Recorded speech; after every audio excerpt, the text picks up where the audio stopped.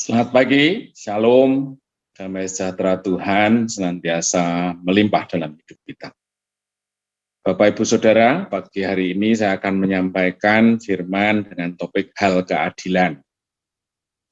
Beberapa waktu terakhir kita mendengar, melihat di YouTube, gitu ya, di sosial media, suatu yang luar biasa riuh rendahnya karena ada seorang hamba Tuhan yang menyatakan protes, mengusulkan sesuatu yang kalau kita pikir ya bukan dalam hak kita atau proporsi kita mengusulkan itu.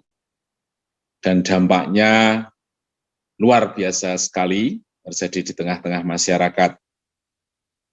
Juga pendeta yang sama akhirnya terlibat dengan satu perdebatan bahkan saling membuka aib satu dengan yang lain.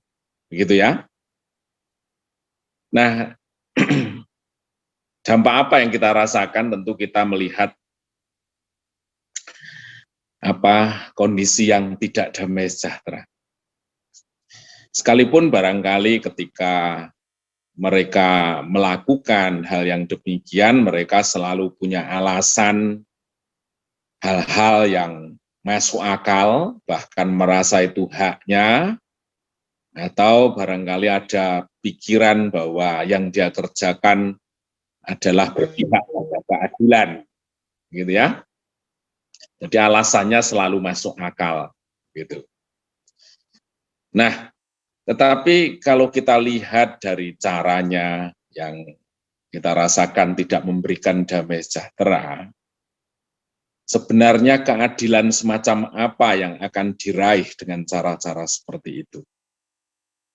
Dari caranya saja membuat orang sudah kehilangan damai sejahtera, tidak merasa bahwa itu hal-hal yang bisa membangun kehidupan yang lebih baik. Mungkin berguna, tetapi itu tidak membangun kehidupan. Kita bisa menilai apa yang kita lakukan dari dua hal, yaitu apakah berguna dan apakah membangun kehidupan kita. Nah, saudaraku, ada alasan penting mengapa seseorang seringkali melakukan hal-hal yang tidak pas, yaitu mengenai perkara keadilan. Ya. Barangkali kita sudah melihat bahwa keadilan itu sesuatu yang sangat subjektif dalam kehidupan sehari-hari. Misalnya orang menuntut atau menyatakan ketidakpuasannya terhadap keputusan pengadilan karena keputusannya tidak adil. Tetapi barangkali keadilan menurut versi itu adalah karena dia kalah dalam perkara. Jadi keadilan itu seringkali sifatnya sudah subjektif dan terkait dengan kepentingan kita. Kalau kita dirugikan, kita seringkali ngomong tidak adil. Tetapi kalau kita untung, ya kita diem atau bahkan bilang itu hal adil. Apakah keadilan yang dimaksud Tuhan itu demikian? Di Filipi 4 ayat 8 itu, jadi semua yang benar, yang mulia, yang adil, yang suci, dan lain sebagainya. Apakah keadilan yang harus hadir dalam akal budi kita sesuai dengan maksud Tuhan itu keadilan yang subjektif? Tentu tidak. Keadilan itu menunjukkan satu standar yang absolut. Bagaimana cara Tuhan bersikap adil, tidak terpengaruh oleh famili, oleh ikatan darah, oleh kepentingan, dan lain sebagainya. Jadi sesungguhnya keadilan itu apakah mudah dilakukan? Tentu tidak.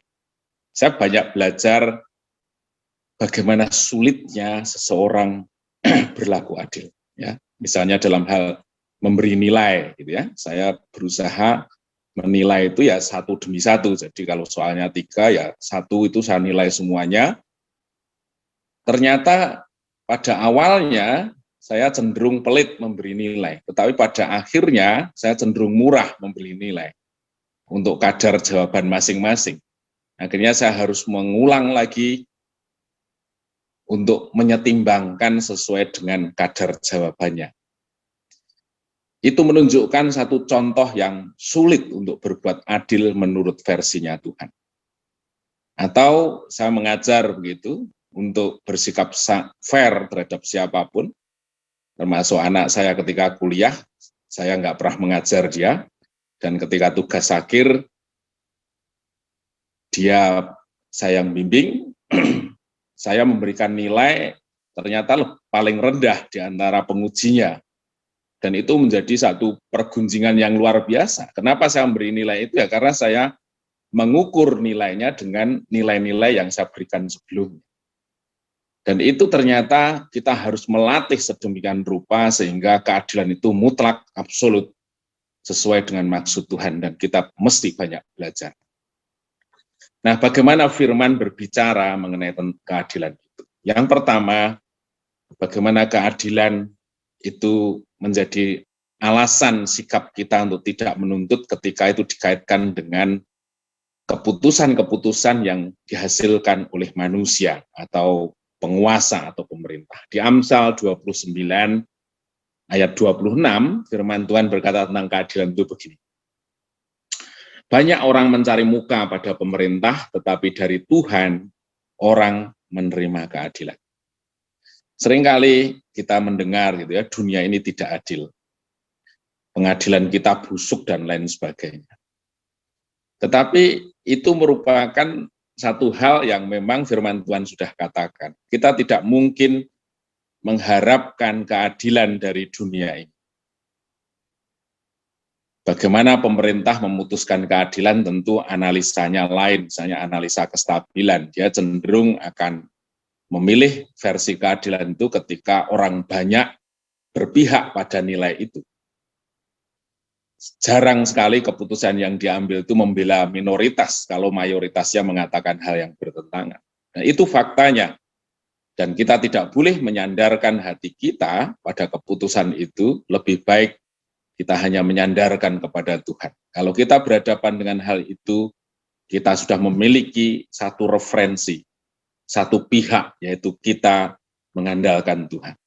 Seandainya kita diperlakukan tidak adil, kondisi-kondisi yang kita alami sebagai minoritas, tentu sering kali dalam mata kita menunjukkan ketidakadilan, tetapi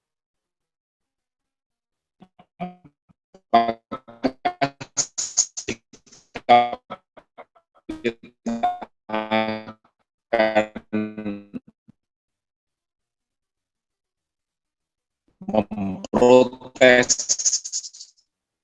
marah, menunjukkan ketidakpuasan kita, ya tentu bahwa kita bisa berteriak kepada Tuhan ini bahwa keadilan itu hanya datang dari pihak, bisa pada akhirnya menghasilkan ketika kita hidup bernegara. Kemudian di 1 Korintus 6 ayat 18, ini luar biasa bagaimana menempatkan. Jadi saya katakan begini, jadi ayat 1 itu firman berkata, adakah seorang di antara kamu yang jika berselisih dengan orang lain berani mencari keadilan pada orang-orang yang tidak benar dan bukan pada orang-orang kudus? Jadi di sini ada sikap seringkali tanpa sadar kita menyandarkan keadilan itu pada keputusan orang lain.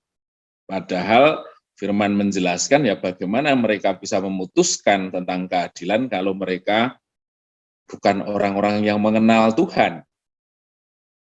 Arti keadilan barangkali mendapat urutan yang kesekian puluh dari pertimbangan-pertimbangan yang ada.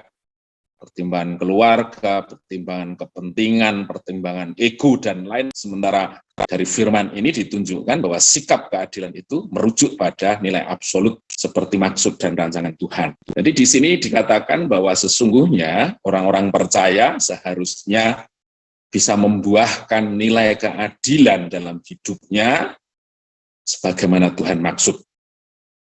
Dan pantaslah kita untuk tidak berharap atau tidak menyandarkan seluruh keinginan kita pada keputusan keadilan yang dilakukan oleh orang-orang yang tidak mengenal Tuhan.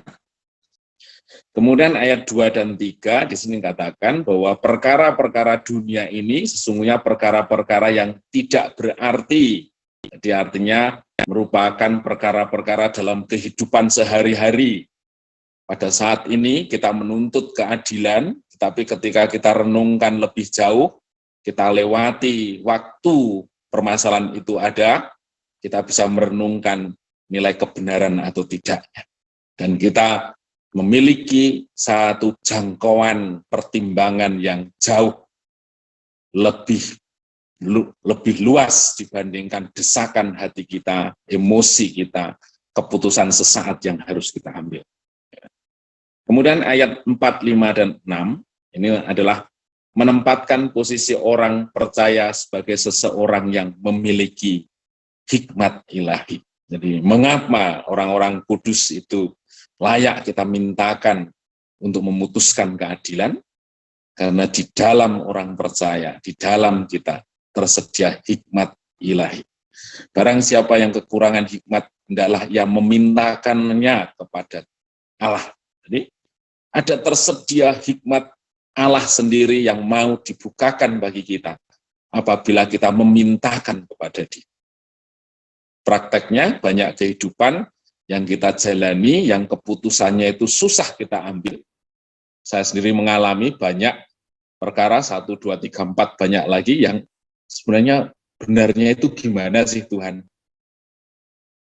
Tetapi kita yakin ketika kita memintakannya, kita fokus meminta kepada Tuhan, Dia akan memberikan hikmat yang sesuai dengan maksud dan rancangan keadilannya. Kemudian ayat 7, adanya perkara di antara kamu di sini orang percaya, merupakan kekalahan bagi. Jadi seandainya ada konflik, ada permasalahan yang begitu dalam di antara relasi,